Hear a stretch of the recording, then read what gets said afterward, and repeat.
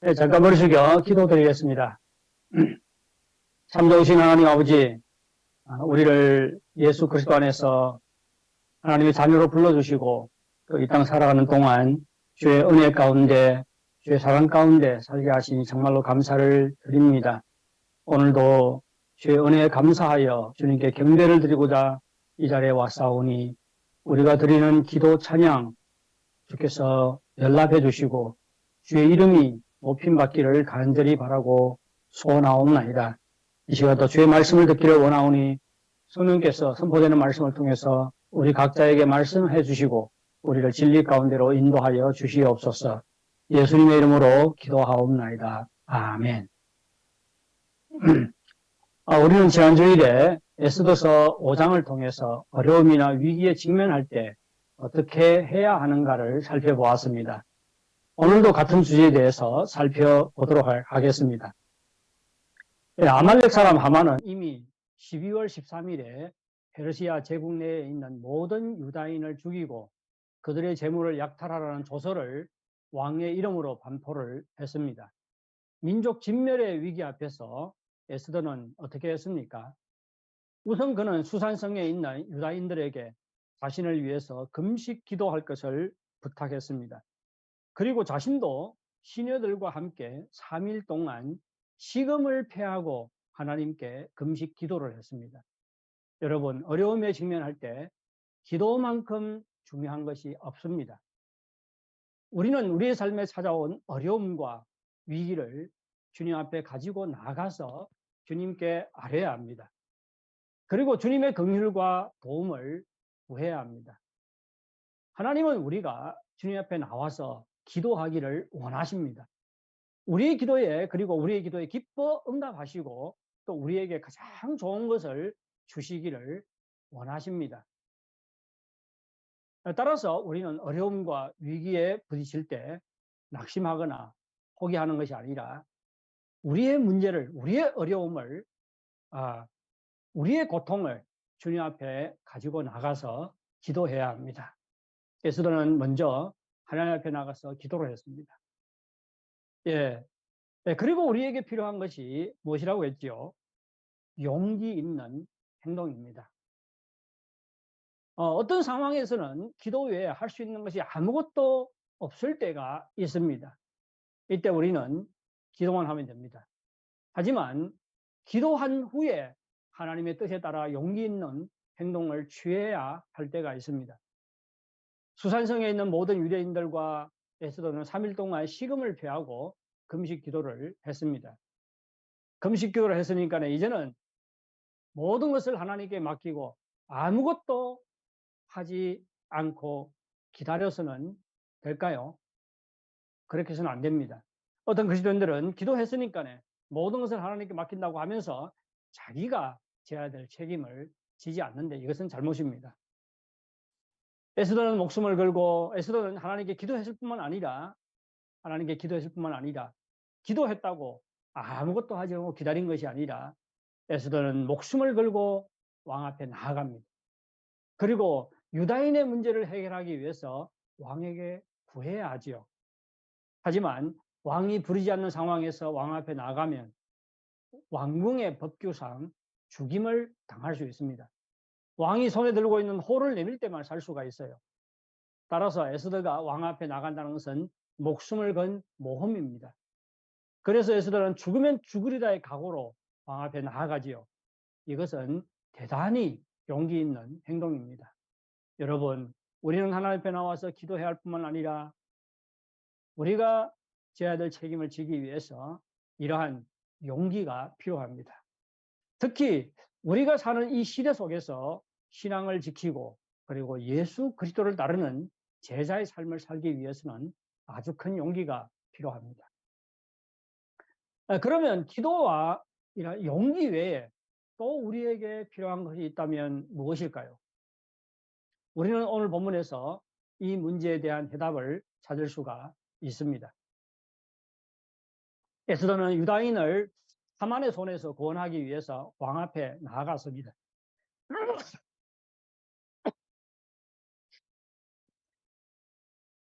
그런데 에스더가 넘어야 할 고비, 해결해야 할 문제는 한두 가지가 아니지요. 우선 그는 살아남아야 합니다. 왕의 손에 있는 호를 내밀지 않아서 죽임을 당하면 아무 일도 할 수가 없습니다. 따라서 왕궁의 법도를 어기고 왕 앞에 나가지만 살아남는 것이 첫 번째 넘어야 할 고비입니다. 에스더는 살아남아야 할 뿐만 아니라 유다인을 진멸할 계획을 세운 하만을 제거해야 합니다. 에스더는 지금 총성 없는 전쟁을 하고 있지요. 적은 아말렉 사람 하만입니다. 또 세 번째 넘어야 할 고비는 왕의 조서를 무력화시키는 것입니다. 페르시아 제국법에 의하면 왕이 의인을 찍어서 반포한 조서는 왕 자신도 변개할 수가 없습니다. 그런데 에스더는 유다인을 죽음에 몰아넣으려는 하만을 제거해야 할 뿐만 아니라 왕의 조서까지 무력화시켜야 합니다. 에스더가 목숨을 무릅쓰고 왕 앞에 나아갔을 때 아하수에로 왕은 에스더에게 은혜를 베풀었습니다. 그에게 호를 내밀어서 죽음을 면하도록 한 것이지요. 우리는 지난주에 살펴보았지만 이것은 하나님께서 역사하신 결과입니다. 그런데 이어서 에스더는 우리가 보기에 좀 이해하기 어려운 이상한 행동을 합니다. 왕은 에스더가 무슨 요구가 있어서 자신에게 나온 것을 금방 알아채지요. 그래서 에스더에게 이렇게 말합니다. 왕후 에스더여, 그대의 소원이 무엇이며 요구가 무엇이냐? 나라의 절반이라도 그에게 주겠노라. 무슨 뜻이에요? 에스더가 어떠한 요구를 하더라도 다 들어주겠다는 것입니다. 얼마나 좋은 기회예요. 얼마나 좋은 기회입니까? 그런데 이상한 것은 에스더가 왕에게 자신의 요구를 말하지 않습니다. 단지 왕을 위하여 잔치를 베풀었으니까 하만과 함께 와달라고 부탁을 했습니다. 왕이 어떠한 요구라도 다 들어주겠다고 하는데 왜 에스더는 왕을 위하여 잔치를 베풀었고 또 왜 하만과 함께 잔치에 와달라고 부탁했을까요? 에스더의 요구가 이상하지 않습니까? 그런데 뒤에 나오는 내용을 보면 에스더의 행동이 더 이상합니다. 이해하기 어려워요. 왕이 하만과 함께 잔치에 왔습니다. 왕은 술을 마실 때에 에스더의 어떠한 요구라도 다 들어주겠다고 다시 한번 말을 합니다. 6절을 보십시오. 잔치에 술을 마시고 왕이 에스더에게 이르되 그대의 소청이 무엇이뇨? 나라의 절반이라 할지라도 시행하겠노라. 그런데 이상한 것은 이번에도 에스더는 자신의 요구를 왕에게 말하지 않았습니다. 단지 왕에게 다시 한번 하만과 함께 잔치에 와달라고 부탁을 합니다. 8절을 보십시오. 이렇게 말합니다. 내가 만일 왕의 목전에서 은혜를 입었고 왕이 내 소청을 허락하시며 내 요구를 시행하시기를 좋게 여기시면 내가 왕과 하만을 위하여 베푸는 잔치에 또 오소서. 내일은 왕의 말씀대로 하리이다 하니라. 예, 내일 다시 한번 잔치에 와달라고 부탁을 하지요. 그리고 내일 왕의 말씀대로 왕이 나에게 요구한 대로 자신의 요구를 왕에게 말씀드리겠다고 에스더가 말합니다. 여러분, 왕이 두 번이나 에스더의 어떠한 요구라도 들어주겠다고 약속을 했는데 에스더가 자신의 요구를 말하지 않고 왕에게 또 하만과 함께 잔치에 와달라고 하는 것 참으로 이상하지 않습니까? 주석가들은 에스더의 이러한 행동에 대해서 다양한 해석을 해놓았습니다. 그 중에 하나가 에스더의 이상한 행동을 지혜로 해석을 했습니다. 에스더의 행동은 용기로 가득했을 뿐만 아니라 아주 지혜로운 행동이었다는 것입니다. 왜 에스더의 이러한 행동을, 이상한 행동을 지혜로 이렇게 보지요? 우선 에스더가 왜 잔치를 베풀었는지에 대해서 우리가 생각을 해보게 되면 이것이 얼마나 지혜로운 행동인가를 알 수가 있습니다. 에스더가 왕과 하만을 잔치에 초청한 것은 하만을 제거하는 일을 사석에서 해결하기 위해서입니다. 사석에서 해결하기 위해서예요. 예, 아하수에로 왕은 어떤 특징이 있지요? 아하수에로 왕은 페르시아 제국의 최고 통수권자입니다. 하지만 왕후 와스디가 폐위되는 과정을 보면 왕이 대신들에게 좌우지되는 사람인 것을 알 수가 있습니다. 만일 왕후 와스디가 폐위된 것 왕의 뜻이 아니라 누구의 뜻이 반영이 된 것이죠? 대신들의 뜻입니다. 만일 대신들이 이 에스더 이 사건에 유다인을 진멸하려는 하만의 계획을 무력화시키려는 이 에스더의 일에 끼어든다면 또 에스더가 왕을 설득해서 하만을 죽이지 못하도록 할 수가 있습니다. 왜 그래요? 하만은 어떤 사람입니까? 왕에게 아주 중요한 사람이지요. 왕 다음으로 가는 지위가 높은 사람입니다. 뿐만 아니라 얼마 전에 국고에 1만 달란트의 은을 바친 공로가 있는 분입니다. 따라서 대신들이 만약 이 일을 알게 되면 왕에게 하만을 죽여서는 안 된다고 청원을 올릴 수도 있습니다.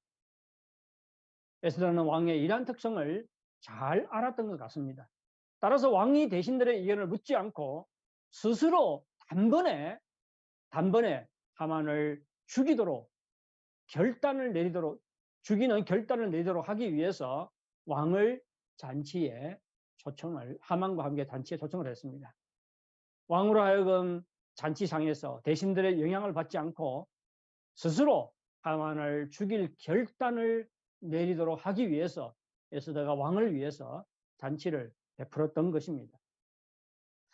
그러면 에스더는 왕이 2번이나 그에게 어떠한 요구라도 들어주겠다고 말했는데 왜 자신의 요구를 말하지 않고 이튿날 또 잔치에 하만과 함께 나와달라고 초청을 했을까요? 우리는 여기서도 에스더의 지혜와 치밀함을 볼 수가 있습니다. 에스더는 하만에 대해서 아는 것이 하나도 없습니다. 만난 적도 없어요. 에스더가 2번의 잔치를 베푼 것은 첫 번의 잔치 때 하만이 어떠한 사람인 것을 파악하고 2번째 잔치 때 하만을 제거할 수 있는 적절한 전략과 조치를 취하기 위해서입니다.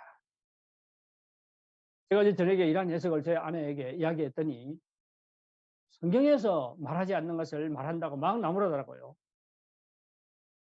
근데 이 제 해석이 아니고 여러 해석 중에서 제가 이 해석이 가장 합리적인 것 같아요. 그래서 제가 이 해석을 받아들였습니다.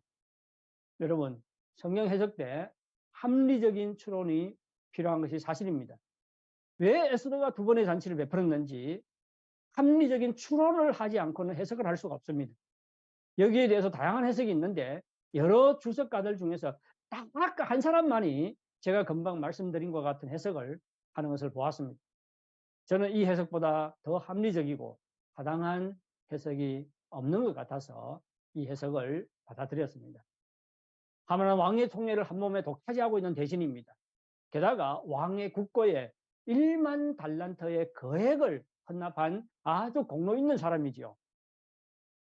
왕으로 하여금 에스더가 친히 하만을 제거할 수가 없잖아요. 지금 어떻게 해야 돼요? 왕을 설득해서 왕에게 너무나 중요한 사람을 제거하도록 해야 됩니다. 왕으로 일한 사람을 제거하도록 하는데 무엇이 필요해요? 정말로 신중함과 치밀함과 지혜가 필요한 것이 당연합니다. 용기만 가지고 결코 될 일이 아니지요. 용기 외에도 지혜가 필요합니다. 여러분, 지혜는 우리 모두에게도 필요하지요. 우리는 믿음과 용기가 있어야 할 뿐만 아니라 지혜도 있어야 합니다. 중국어 사자성어에 용을 우모, 요용, 우모라는 말이 있습니다. 용기는 있지만 지혜는 없다는 말이지요. 예, 믿음이 있어도 용기가 있어도 지혜가 없으면 이를 거르칠 수가 있습니다.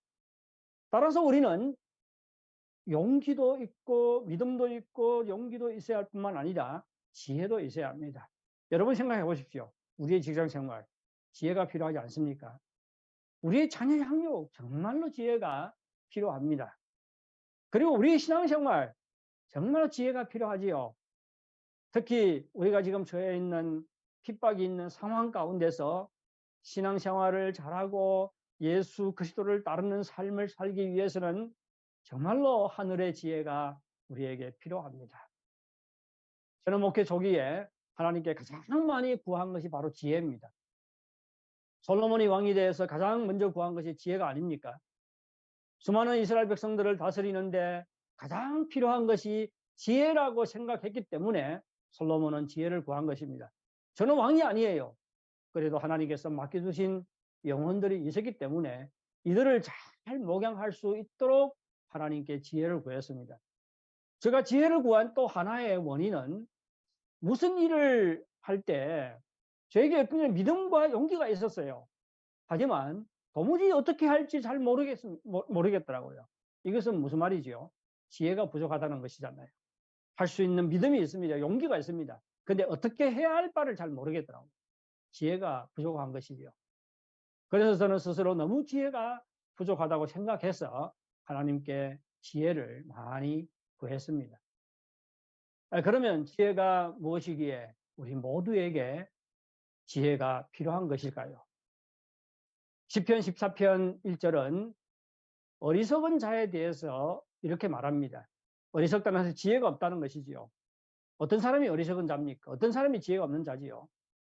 시편 14편 1절에 이렇게 말합니다. 어리석은 자는 그의 마음에 이르기를 하나님이 없다 하는도다. 그들은 부패하고 그 행실이 가증하니 선을 행하는 자가 없도다. 예, 어리석은 자 여러 가지 특징이 나오지요. 그 중에 하나가 하나님의 존재를 부인합니다.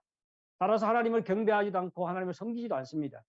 그러다 보니 그들의 행실은 어떻습니까? 행실은 가증합니다. 그들의 마음은 부패해요. 그들의 행실은 가증합니다. 즉 다시 말해서 하나님의 뜻을 좇지 않고 이 세상을 쫓아 행하고 자신의 부패한 욕망을 쫓아 행합니다. 하나님의 뜻에 따라서 선을 행하지를 않습니다. 성경은 이와 같이 하나님의 존재를 부인하고 그리고 하나님을 섬기지 않고 마음이 부패하고 행실이 가증하고 선을 행하지 않는 자를 어리석다고 그렇게 말합니다. 어리석은 자는 하나님의 존재를 부인한다면 그러면 참된 지혜는 무엇일까요? 참된 지혜는 무엇일까요? 성경은 하나님을 경외하는 것이 지혜의 근본이라고 말합니다. 여기서 말하는 근본은 시작이거나 기초라는 말이죠. 아무리 총명하고 인간관계 잘하고 자신의 이익을 최대한으로 만들어낼 수 있는 총명이 있어도 하나님을 경외하지 않으면 이것들은 다 지혜가 아닙니다.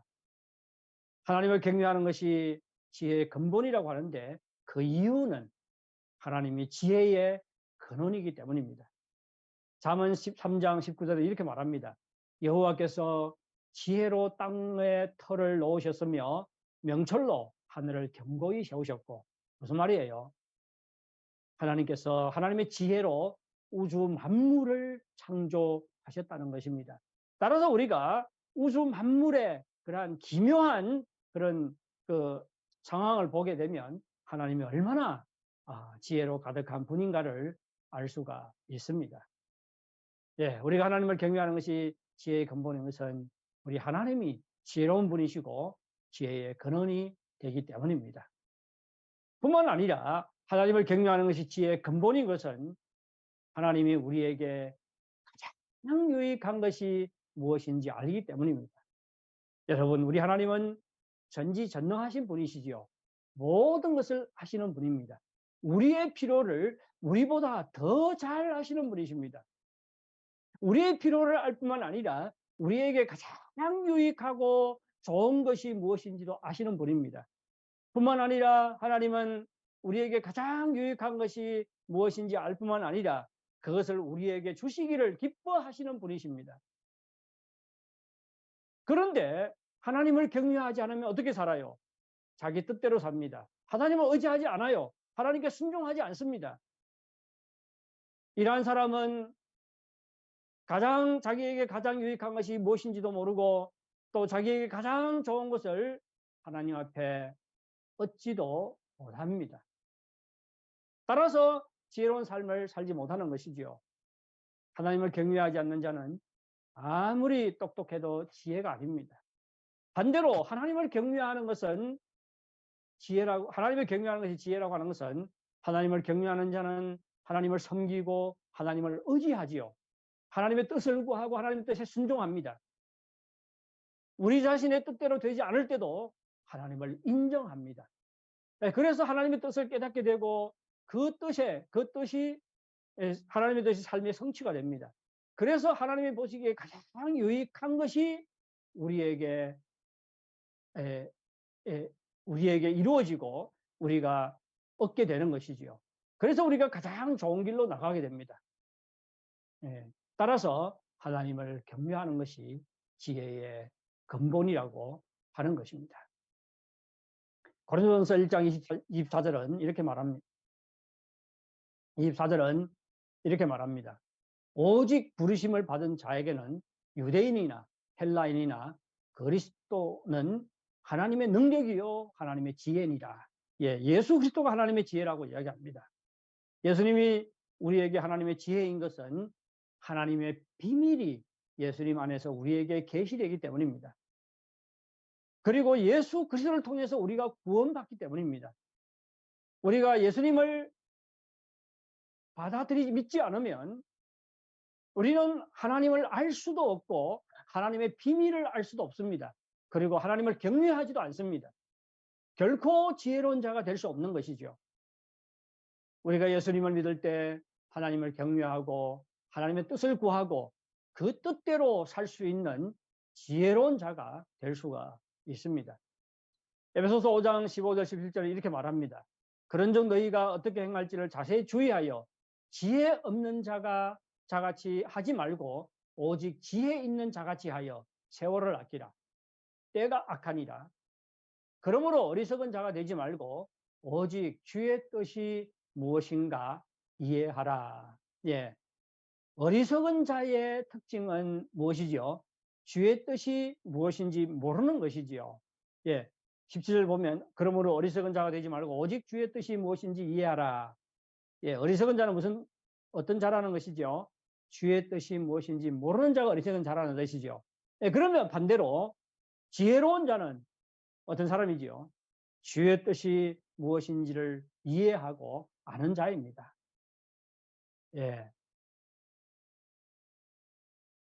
이렇게 주의 뜻이 무엇인지를 이해하고 그 뜻을 따라서 사는 것이 지혜라고 에베소서는 우리에게 가르칩니다. 왜요? 이렇게 사는 것이 세월을 아끼는 것이고 아니면 인생 낭비하는 것이지요. 인생 낭비하는 것이 세월을 낭비하는 것입니다.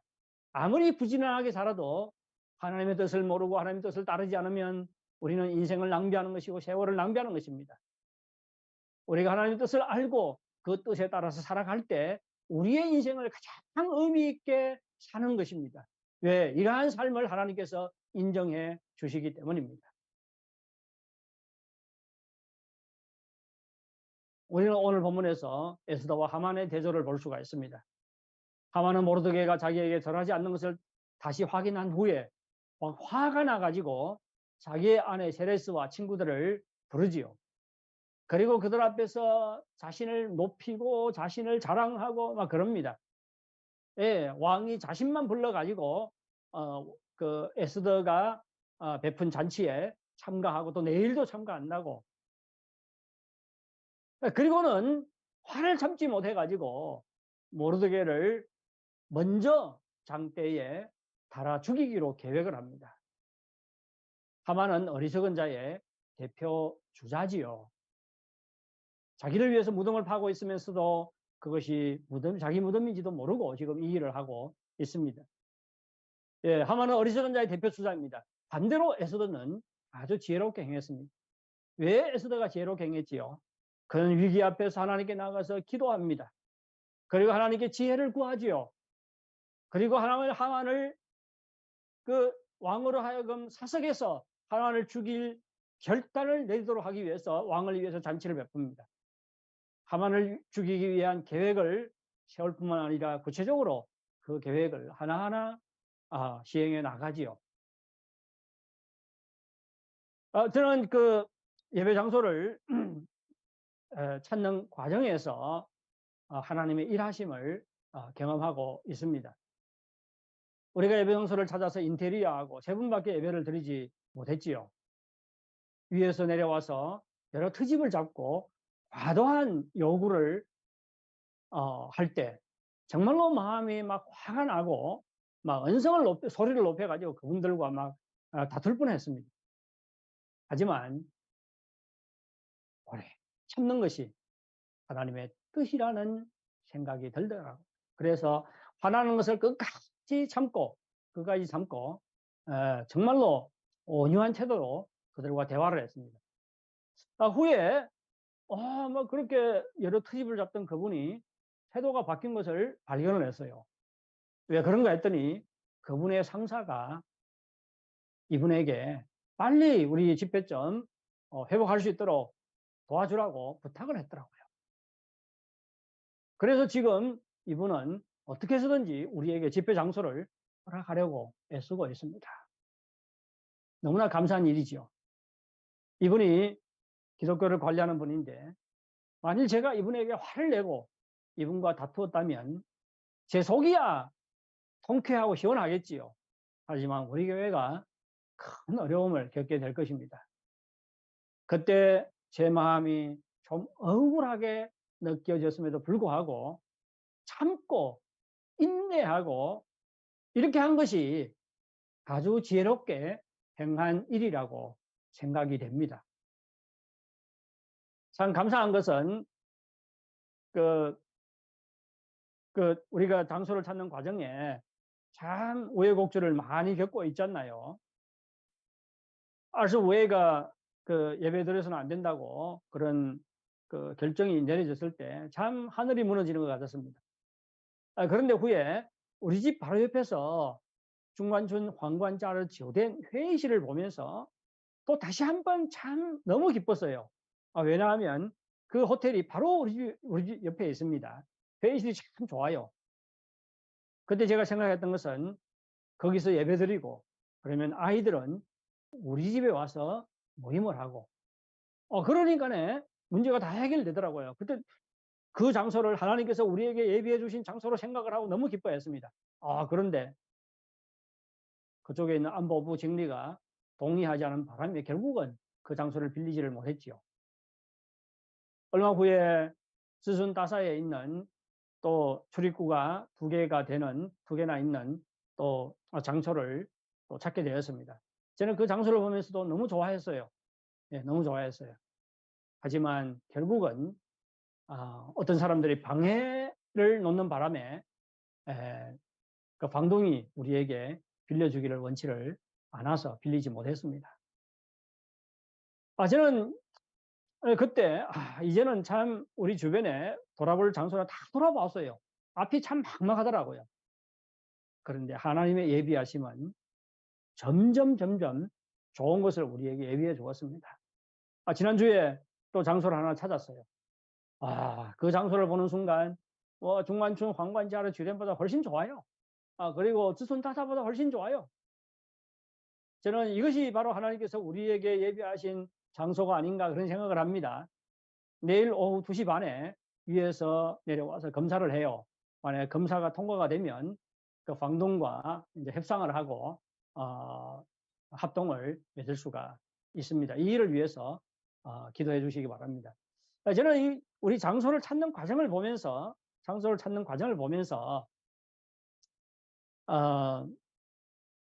참 하나님께서 한 가지를 이렇게 거절을 하면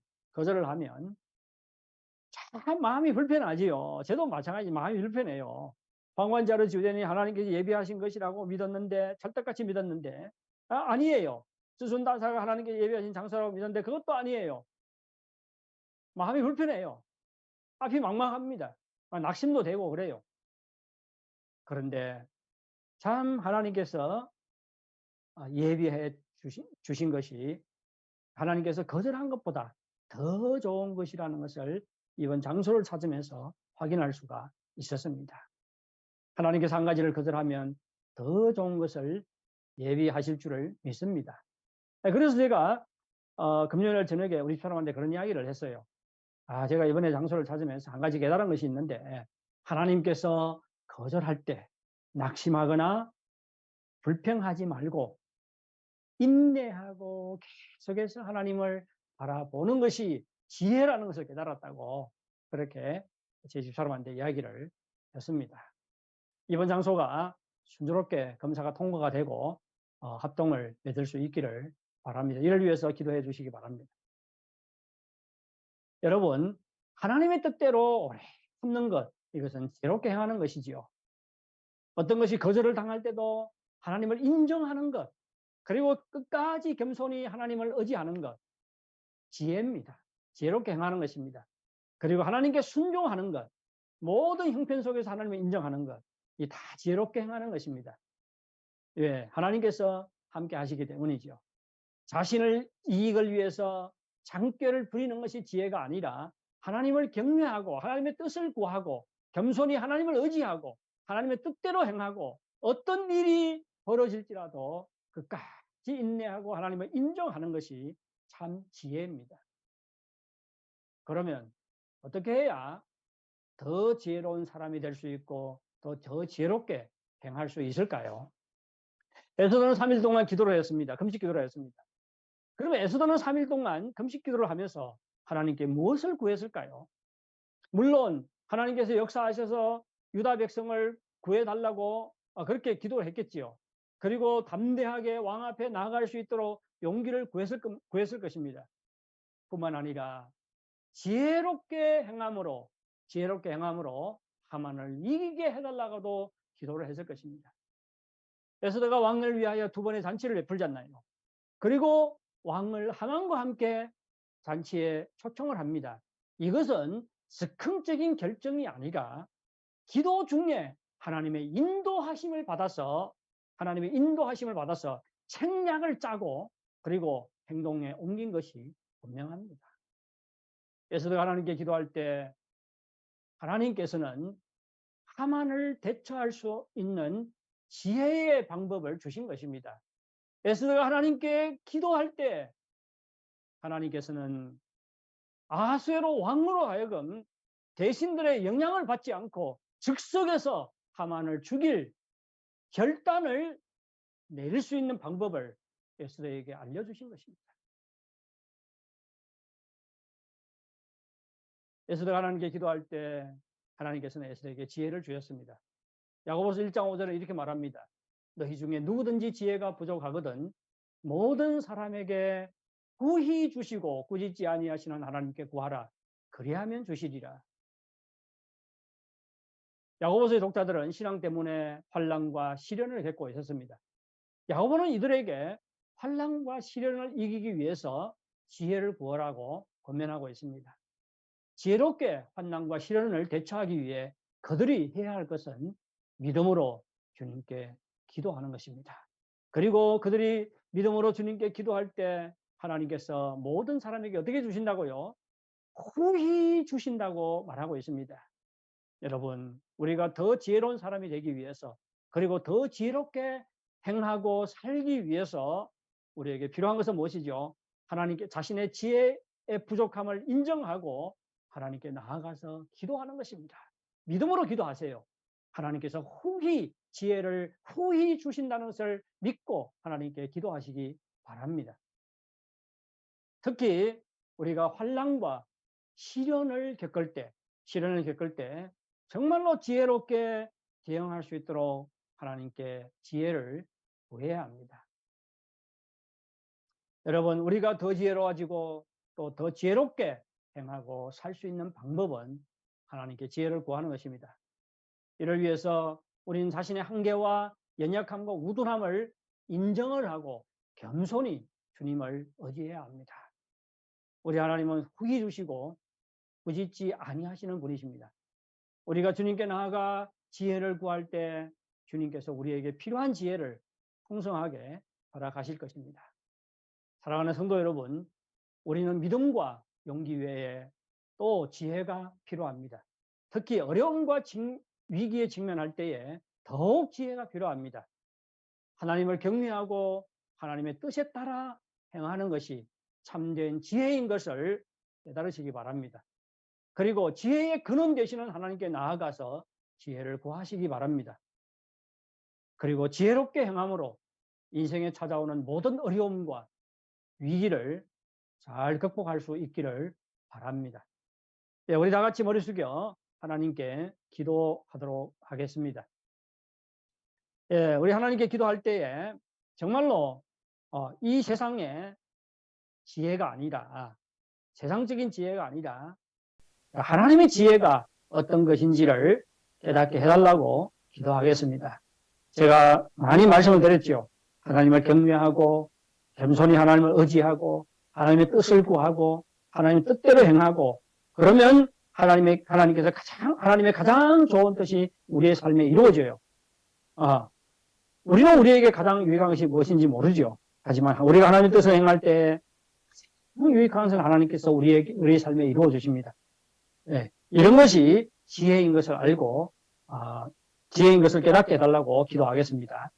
그리고 하나님 앞에 지혜를 달라고 기도하겠습니다. 네, 그래서 우리가 더 지혜로운 사람이 되고 우리의 행동, 우리의 삶이 더 지혜로운 행동, 더 지혜롭게 살아갈 수 있도록 하기 위해서 하나님 앞에 기도하겠습니다. 그리고 우리 다 같이 우리 내일 조사를 하는데 이번 장소 잘 통과가 되고 또 순조롭게 협상이 되어서 이 장소 합동을 순조롭게 맺을 수 있도록 우리 같이 기도하겠습니다. 네, 우리 다 같이 머리 숙여 소리 내서 기도하겠습니다. 참 좋으신 하나님 아버지 감사합니다. 오늘도 주의 말씀을 통해서 우리에게 참 지혜가 어떤 것이며 어떻게 하는 것이 지혜롭게 행동하고 어떻게 하는 것이 지혜롭게 사는 것임을 깨닫게 하셔서 정말로 감사를 드립니다. 하나님 아버지 간절히 원하건대 우리 가운데 세상적인 지혜가 아니라 하나님의 지혜를 우리에게 허락해 주시기를 간절히 원합니다.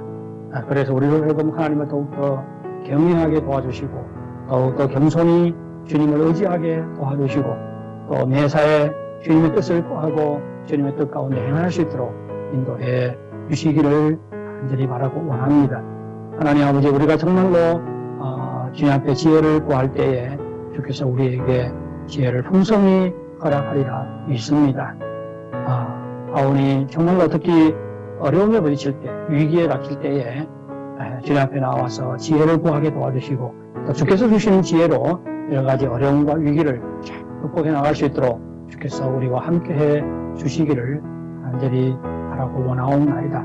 우리 모든 자가 더욱 하나님을 경외하게 도와주시고 더욱 하나님을 의지하게 도와주시고 더욱 하나님을 인정하게 도와주시고 또 매사에 주의 뜻을 구하고 주의 뜻 가운데 행할 수 있도록 인도하여 주시옵소서. 그래서 하나님의 뜻이 우리 삶에 이루어지게 도와주시고 또 하나님께서 우리를 위해서 예배하신 참 좋은 것들 받아 누리며 살게 하여 주시옵소서. 우리 모든 장소를 위해서 기도합니다. 장소를 찾는 과정 중에 많은 우여곡절을 겪었는데 또 이 과정에 하나님께서 더 좋은 것들을 우리에게 예비해 주시니 정말로 감사를 드립니다. 비록 오랫동안 서구에서 현장 예배를 드리지 못했지만 하나님의 이해하심을 인정하게 도와주시고 오히려 감사하며 하나님을 의지할 수 있도록 인도하여 주시옵소서. 참 좋으신 하나님 아버지 정말로 감사를 드립니다. 오늘 말씀을 통해서 참된 지혜가 무엇인지 우리로 하여금 깨닫게 하셔서 정말로 감사를 드립니다.